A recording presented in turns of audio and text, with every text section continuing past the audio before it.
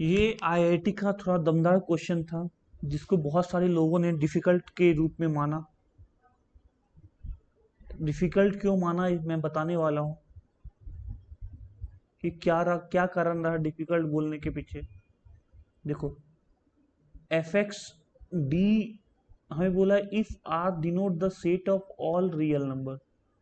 अगर R set of all real number denote करता है तो consider the polynomial function f R से R defined by f x एक पॉलिनोमियल फंक्शन है जो डिफाइंड किया गया है एफ एक्स डी का पावर 10/dx, मतलब 10 बार differentiation x square minus one का पावर 10 का 10 बार डिफ्रेंशिएशन ये बोला गया है।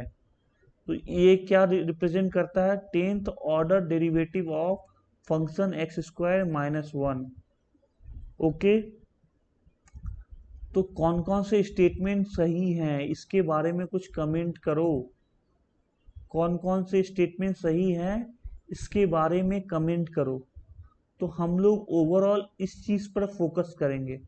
क्वेश्चन सॉल्व करने से पहले हम लोग इस चीज पे फोकस करेंगे कि कॉफिशिएंट ऑफ एक्स का पावर 8 चाहिए। तो अगर हम इसको एक्सपेंशन करते हैं तो दो जीरो का पावर, दो का पावर, चार, छः, आठ, दस, दस का पावर, तो 10, 12, 14, 16, 18। तो 18 को 10 बार डिफ्रेंशिएट करेंगे तो 18 में से 10 गया तो x का पावर 8 आएगा। तो 10 से 9 x का पावर 18 माइनस वन ये टर्म आया। इसको 10 बार डिफ्रेंशिएट करोगे तो ये क्या हो गया? ये -10 हो गया। ये और ये हम टी आर टर्म लिख रहे हैं कि x का पावर 18 के लिए हमें 10 c r चाहिए होगा और वो r 9 होगा। तो 10 से 9 10 होता है और उसको माइनस से मल्टीप्लाई करेंगे तो वो -10 हो गया। अब x का पावर 18 है, उसको हमने 10 बार डिफ्रेंशिएट किया तो 18, 17, 16, 14, 15, तो 18 इंटू 17 इंटू 16 करते करते ये 11 तक पहुंचा। मतलब 11, 10, 9, 9 तक पहुंचा और x का पावर 8 था। तो ये 9 तक था तो हमने इसके पहले आएगा 8 फैक्टोरियल, तो 8 फैक्टोरियल से मल्टीप्लाई किया, 8 फैक्टोरियल से डिवाइड किया, तो ये हमारा सेम दिखता हुआ नजर आ रहा है। तो ये स्टेटमेंट सही हो गया। अब देखो, इस स्टेटमेंट पे जाते हैं तो हमें एक लेबनिज फार्मूला होता है, उसके अकॉर्डिंग हमें ये पता होना चाहिए कि अगर differentiation of x minus one का पावर 10 x प्लस वन का पावर 10 को 10 बार या कितने बार भी करते हैं तो ये हमें कुछ इस तरीके से दिखता है। r इक्वल टू 0 से 10, 10 10 c r differentiation 10 minus R. अगर r 0 है तो 10 बार डिफ्रेंशिएशन करो, 1 है तो 9 बार डिफ्रेंशिएशन करो पहले टर्म को, और दूसरे टर्म को 9 के बाद एक बार बचा तो एक बार डिफ्रेंशिएट करो। तो आप देखोगे कि पहला 0 पे डिफ्रेंशिएशन 10 बार हो गया, 1 पे डिफ्रेंशिएशन 9 बार हो गया, 2 पे डिफ्रेंशिएशन 8 बार हो गया।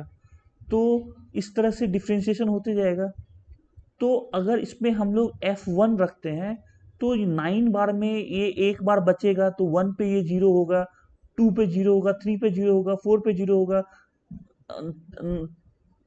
10 पर 10 पर भी 10 पर भी 0 होगा। सिर्फ r इक्वल टू 0 पे ये 0 नहीं होगा क्योंकि ये 10 बार डिफ्रेंशिएट होकर 10 फैक्टोरियल दे देगा। यस, तो प्रत्येक टर्म पे 0 होगा, सिर्फ r 10 होगा तो ये एक भी बार डिफ्रेंशिएट नहीं हुआ तो 1 + 1 2 का पावर 10 हो जाएगा और इसका डिफ्रेंशिएशन 10 फैक्टोरियल। ओके, 10 फैक्टोरियल होगा।